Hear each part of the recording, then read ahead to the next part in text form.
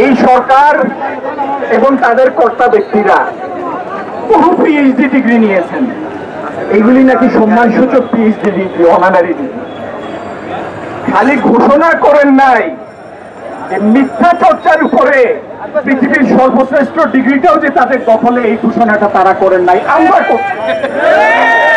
এরা বেগম খালেদা জিয়া, তারেক রহমান এবং বিএনপির বিরুদ্ধে উৎসাহ রটনা ছাড়া কোন স্বাভাবিক ভাষা এদের মুখে নাই। সকাল বিকাল 2 বেলা করে নিয়ম করে এরা 30 দিনে 60 বার বিশুদ্ধার করে বেগম জিয়া এবং তারেক রহমান সম্পর্কে। তৈরি হন, আগামী দিনে যখনই ডাক আসবে লাখে কোটিতে রাস্তায় নেমে এদেরকে আমরা এদের কাঙ্ক্ষিত জায়গায় পৌঁছাবো। এই সরকারের কাছে আসলে দাবি জানানোর কিছু নাই। 2-3 দিন আগে তাদের শোক দিবসের সভায় সরকার প্রধানের বক্তব্য আপনারা দেখেছেন। বলতে দুঃখ লাগে, কিন্তু না বলেও পারি না। এই সরকার এবং তাদের কর্তা ব্যক্তিরা বহু পিএইচডি ডিগ্রি নিয়েছেন। এইগুলি নাকি সম্মানসূচক পিএইচডি ডিগ্রি, অনারারি ডিগ্রি।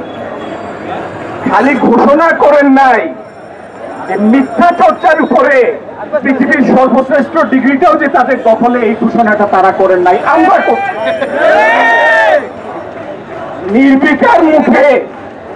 নির্বিকার মুখে বাংলাদেশের মানুষের আমানত দখলকারী এই লুটেরারা দাবি করে তারা স্বাভাবিক নির্বাচনের মাধ্যমে নাকি মানুষের ভোটে ক্ষমতায় এসেছে।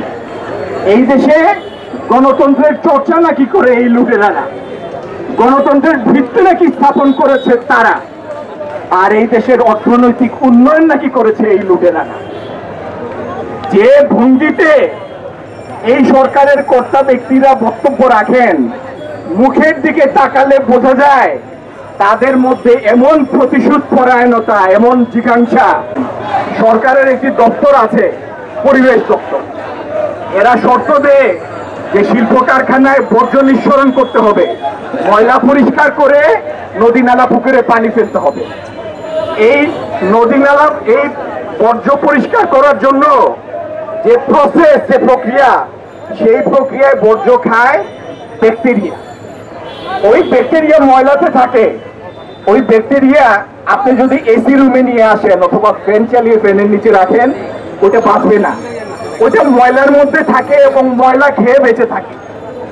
এই দেশের রাজনৈতিক পরিবেশ কলুষিত করার জন্য এমন কতগুলি রাজনৈতিক ব্যাকটেরিয়া আছে যাদের মুখের ভাষা শুনলে আপনারা দেখবেন এরা বেগম খালেদা জিয়া, তারেক রহমান এবং বিএনপির বিরুদ্ধে উৎসাহ রটনা ছাড়া কোন স্বাভাবিক ভাষা এদের মুখে নাই।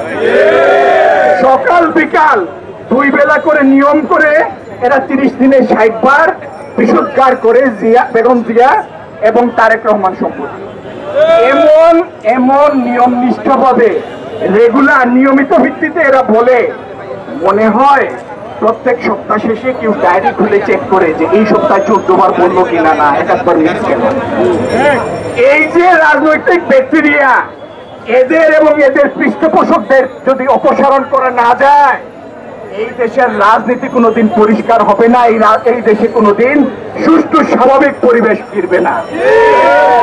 সুতরাং এই দেশকে বাঁচানোর জন্য, এই দেশের মানুষের মালিকানা এই দেশের উপর পুনঃপ্রতিষ্ঠা করার জন্য এই হায়নাদের সরানোর কোনো বিকল্প নাই।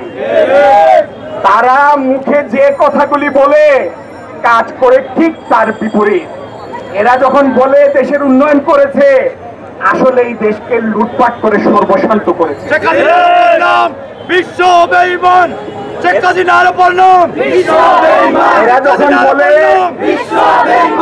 এরা যখন বলে ব্যাংক ব্যবস্থাকে শক্তিশালী করেছে, তখন প্রকৃতপক্ষে এরা ব্যাংক লুটপাট করে ব্যাংককে নিঃস্ব করে দিয়েছে। এরা যখন বলে নিজ অর্থে পদ্মা সেতু করেছে, তখন নিশ্চিত করে জানবেন এটি একটি ধাপ্পা মহাপ্রতারণা। যেদিন থেকে পদ্মা সেতুর নির্মাণ কাজ শুরু হয়েছে আর যেদিন শেষ হয়েছে, ততদিন প্রত্যেক বছরের বাজেট বার্ষিক উন্নয়ন কর্মসূচি সম্পূর্ণ ঋণের টাকায় করা। না, এই প্রতারক, এই লুটেরাদের হাত থেকে বাঁচতে হলে আমাদের নেতা তারেক রহমান যে কর্মসূচি দিয়েছেন, এদের সরানো, এদের উৎখাত করা এবং তারপর এই দেশকে পুনর্গঠন করার জন্য যে 31 দফা, সেটি বাস্তবায়ন করে এই দেশকে আমরা বাঁচাবো ইনশাল্লাহ। তৈরি হন, আগামী দিনে যখনই ডাক আসবে লাখে কোটিতে রাস্তায় নেমে এদেরকে আমরা এদের কাঙ্ক্ষিত জায়গায় পৌঁছাবো। আগামীকালকে আবার একই জায়গায় একই সময়ে আমাদের পদযাত্রা অনুষ্ঠিত হবে। সবাই দয়া করে অংশগ্রহণ করবেন। ধন্যবাদ সবাইকে। আসসালামু আলাইকুম।